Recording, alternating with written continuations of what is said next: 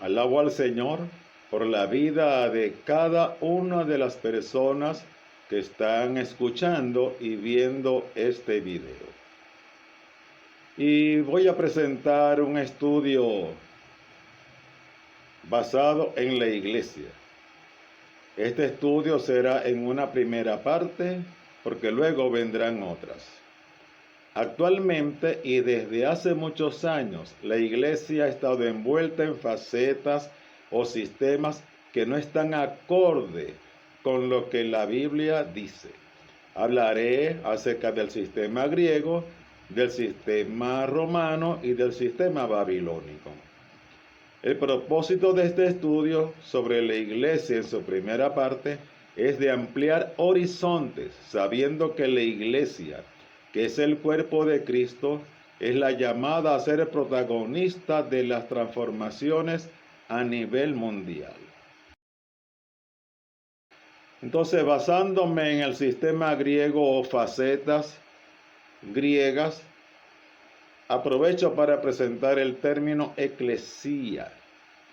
Y muchas iglesias presentan en su teología diciendo la iglesia del griego eclesía. Pero déjeme decirle que la iglesia no puede venir de una raíz griega y mucho menos de un filósofo griego llamado Solón, que aproximadamente en el año 594 a.C. instauró o implantó ese término como reunión de iguales para deliberar un asunto. Y solo podían reunirse mayores de edad y las mujeres no podían participar. Políticamente es la apertura a la democracia como sistema de gobierno de los pueblos. Pero no se puede ni se debe sostener que la iglesia, hablando del cuerpo de Cristo, viene del griego eclesía. Porque entonces cuando se reúnen los médicos, los abogados, los educadores, los sindicatos, los políticos, etcétera, para deliberar, entonces estos también serían iglesia. Pero el orden de ellos es eclesía. Y en la época de Jesucristo solamente se conocía el templo de Jerusalén, se conocía la sinagoga y se conocía la eclesía. Pero la iglesia como cuerpo de Cristo no se conocía porque aún Jesucristo no había muerto ni había resucitado. Y la iglesia se funda en el Pentecostés. Los que han creído en Jesucristo como su Salvador no se reúnen para deliberar, sino para adorar al Rey de Reyes y Señor de Señores, para escuchar enseñanzas que edifican su vida espiritual y al mismo cuerpo de Cristo. La iglesia merece ser ubicada en un concepto más alto, pues es un organismo divino y no una organización. Sus miembros no tienen derecho de gobernar el cuerpo de Cristo, que es la iglesia. No es gobierno de la mayoría, es gobierno de Cristo, es su cabeza. Y la cabeza es la que debe gobernar, la que debe guiar, la que debe dirigir. Hay un solo texto que aparece en los 4 evangelios que menciona la palabra iglesia, pero allí no corresponde a la iglesia como cuerpo de Cristo, porque recuerdo, la iglesia como cuerpo de Cristo aún no había nacido. Ese texto está en Mateo 18, versículos 15 al 17 y dice así: por tanto, si tu hermano peca contra ti, ve y repréndele estando tú y él solos. Si te oyere, has ganado a tu hermano. Mas si no te oyere, toma aún contigo a 1 o 2, para que en boca de 2 o 3 testigos conste toda palabra. Si no lo oyere a ellos, dilo a la iglesia. Y si no oyere a la iglesia, tenle por gentil y publicano. Cuando el texto bíblico cita, si no los oyere a ellos, dilo a la iglesia, se está refiriendo a la eclesía. Y Jesucristo es el que mencionó ese texto bíblico. En esa época existía el Sanedrín, que era un consejo religioso judío. Era la asamblea o eclesía de los ancianos de Israel. Era la corte suprema de la ley judía que interpretaba la Torá y la ley sagrada. A eso se refirió Jesucristo.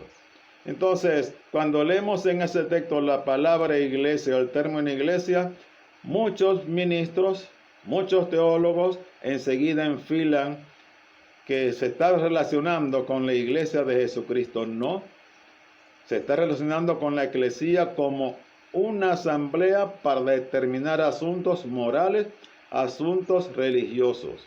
Y eso lo contemplaba el pueblo de Israel en el Sanedrín. En segundo lugar, voy a hablar del sistema romano. Y el sistema romano es el que adujo o el que asocia la igualdad entre templo y la iglesia. Cuando nosotros decimos voy a la iglesia, inconscientemente nos estamos refiriendo a un sitio. Y ya sabemos que el sitio es templo y la iglesia es la persona. Pero por uso y costumbre es difícil que de la mente salga esa expresión. Voy a la iglesia, vengo de la iglesia. Y hacemos vida prácticamente de iglesia cuando nos reunimos, pero no hacemos vida de iglesia fuera del templo. El ambiente romano, el clero romano había establecido una serie de sacramentos que la sumatoria de esos sacramentos impartían salvación. Necesitaban un sitio, un lugar, y se dedicaron a construir templos y a denominarlos iglesia. Para la religión católica, el templo sí es la iglesia. A los feligreses se les instruyó en asistir a los templos, pues allí oficiaría el obispo y a través de la misa el obispo involucraba la impartición de sacramentos como promesa de salvación, pero sin presentar el mensaje consistente en creer que la sangre de Jesucristo limpia de todo pecado. Fue el obispo Cipriano de Cartago, obispo de Cartagena, en España, en el año 249 después de Cristo, que mencionó esto: el que tiene a Dios por Padre, tiene a la iglesia por madre. En la iglesia está el obispo y el obispo imparte salvación, o sea, ofrece sacramentos durante la misa. Por lo tanto, el que no va a la iglesia, para ellos templo, no es salvo. En el año 313 después de Cristo, Constantino erigió el primer templo en honor a su madre Helena, a quien por su influencia de rey hicieron santo. Los templos son los edificios. La iglesia es la sumatoria de los creyentes en Cristo. Por eso que el sistema romano católico llenó de templos y sigue llenando de templos el universo, el mundo entero, en cualquier ciudad, en cualquier pueblo, y la gente asiste a la iglesia porque para ellos es vital. Y allí está el obispo o el cura párroco, hay una misa igualitaria que ofrece sacramentos, y la suma de sacramentos es lo que supuestamente da la salvación, y nunca completan la salvación, porque todavía se hacen misas a los muertos para la salvación de su alma. Entonces, si vemos esto, el apóstol Pablo definió en cuanto a los creyentes en Cristo que somos templos del Espíritu Santo. En 1 Corintios 3, 16 y 17, Pablo escribe: ¿no sabéis que sois templos de Dios y que el Espíritu de Dios mora en vosotros? Si alguno destruyere el templo de Dios, Dios le destruirá a él, porque el templo de Dios, el cual sois vosotros, santo es. Entonces, la palabra dice, San Pablo dice que nosotros somos los templos y que en nosotros habita el Espíritu Santo de Dios. Pero mucha gente dice, vayan al templo, que allí sí se mueve el Señor. Vayan a la iglesia, que allí sí se mueve el Señor. Entonces, ¿y en nosotros cuándo se mueve el Señor? ¿Cuándo se mueve el Espíritu? Entonces, dejamos casi todo la parte de edificación, de vida espiritual, fuera de nosotros y nos olvidamos que el Espíritu Santo vive en nosotros y que somos estos templos.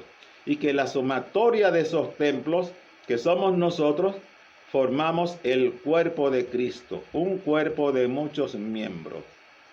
Y en tercer lugar voy a hablar del sistema o la faceta babilónica, basado en la Torre de Babel. ¿Y por qué hablo de la Torre de Babel? Porque allí se establece algo que, como analogías, funciona en estos últimos años en la vida de las iglesias o del cuerpo de Cristo. En Génesis capítulo 11, versículos 1 al 4 se lee: tenía entonces toda la tierra una sola lengua y unas mismas palabras. Y aconteció que cuando salieron de oriente, hallaron una llanura en la tierra de Sinar, y se establecieron allí. Y se dijeron unos a otros: vamos, hagamos ladrillos y cozámoslos con fuego. Y les sirvió el ladrillo en lugar de piedra y el asfalto en lugar de mezcla. Y dijeron: vamos, edifiquémonos una ciudad y una torre cuya cúspide llegue al cielo, y hagámonos un nombre por si fuéremos esparcidos sobre la faz de toda la tierra. Entonces, lo que yo quiero resaltar es el punto que dice: hagamos ladrillo para edificar una torre. Y muchos ministerios, muchas iglesias, en la actualidad, el discipulado consiste en igualar el nivel de pensamiento de toda su membresía y nadie puede enrumbarse hacia otro nivel de pensamiento. Prácticamente están haciendo ladrillos. No hay chance para pensar de manera distinta a como pensó el edificador de la torre. Y son vidas estáticas, no tienen movimiento. Pero en la iglesia de Cristo, cada miembro tiene su propia función dada por el Espíritu Santo. Y si no permitimos que el Espíritu Santo funcione, sino que ellos van a funcionar como los parámetros, como la doctrina de la iglesia se establece, entonces estamos emulando en la iglesia el sistema babilónico. También quiero recordarles que la Torre de Babel tenía forma de triángulo. Y el triángulo es un símbolo masónico y satánico. Y en la cúspide quería situarse el jerarca mayor, Nimrod, que era sacerdote del dios del sol. Y los demás estarían por debajo y estarían sujetos a esa jerarquía. Entonces, el sistema babilónico se impera mucho y es peligroso porque funcionaría con amplitud lo que conocemos como el espíritu de Jezabel, de manipulación y control, de obediencia total. Aquí mando yo y los demás, si no les gusta, pueden retirarse, pero este sistema es el de gobierno, es el que hemos implantado. Pero el apóstol Pedro definió a cada miembro del cuerpo de Cristo como algo distinto. Él lo conceptuó cada miembro del cuerpo como piedra viva, y esa vivencia de cada quien como piedra viva, acercándose a la cabeza, también piedra viva, entonces permitiría una verdadera edificación. Primera de Pedro 2:4 dice: acercándoos a él, piedra viva, desechada ciertamente por los hombres, mas para Dios escogida y preciosa. Vosotros también, como piedras vivas, sed edificados como casa espiritual y sacerdocio santo, para ofrecer sacrificios espirituales aceptables a Dios por medio de Jesucristo. En el cuerpo de Cristo, que es la iglesia, No hay lugar para optar a jerarquías o por jerarquías. Todos estamos entre el cuerpo y ninguno está sobre el cuerpo. No fuimos constituidos como iglesia para establecer un gobierno piramidal. En el cuerpo de Cristo, que es la iglesia, cada miembro tiene función propia dado por el Espíritu Santo.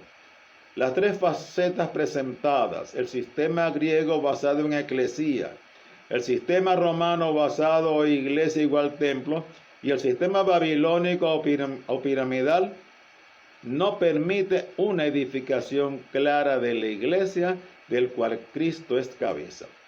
Este estudio continuará, estén pendientes y por los momentos una sola cosa me resta decirles.